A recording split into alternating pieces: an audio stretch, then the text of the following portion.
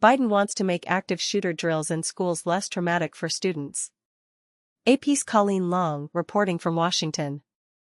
President Joe Biden is expected to sign an executive order on Thursday that aims to help schools create active shooter drills that are less traumatic for students yet still effective. The order also seeks to restrict new technologies that make guns easier to fire and obtain. The president has promised he and his administration will work through the end of the term, focusing on the issues most important to him. Curbing gun violence has been at the top of the 81-year-old president's list. He often says he has consoled too many victims and traveled to the scenes of too many mass shootings. He was instrumental in the passage of gun safety legislation and has sought to ban assault weapons, restrict gun use, and help communities in the aftermath of violence. He set up the first Office of Gun Violence Prevention, headed by Vice President Kamala Harris. Both Biden and Harris were to speak about the scourge of gun violence during an afternoon event in the Rose Garden.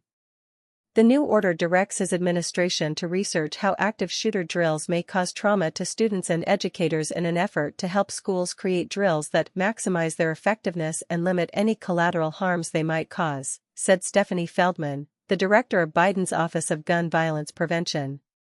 The order also establishes a task force to investigate the threats posed by machine gun conversion devices, which can turn a semi-automatic pistol into a fully automatic firearm, and will look at the growing prevalence of 3D printed guns, which are printed from an internet code, are easy to make and have no serial numbers so law enforcement can't track them.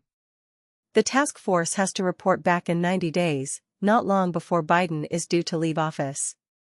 Overall, stricter gun laws are desired by a majority of Americans, regardless of what the current gun laws are in their state. That desire could be tied to some Americans' perceptions of what fewer guns could mean for the country, namely, fewer mass shootings.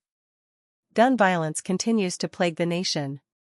4 people were killed and 17 others injured when multiple shooters opened fire Saturday at a popular nightlife spot in Birmingham, Alabama, in what police described as a targeted hit on one of the people killed.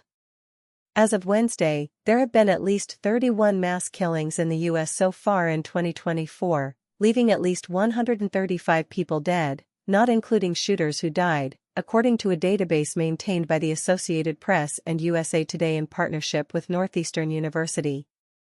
The order was praised by gun control groups, but criticized by Randy Kozic, executive director of the NRA Institute for Legislative Action, who said the order was just one more attempt by the Biden-Harris administration to deflect attention from their soft-on-crime policies that have emboldened criminals in our country.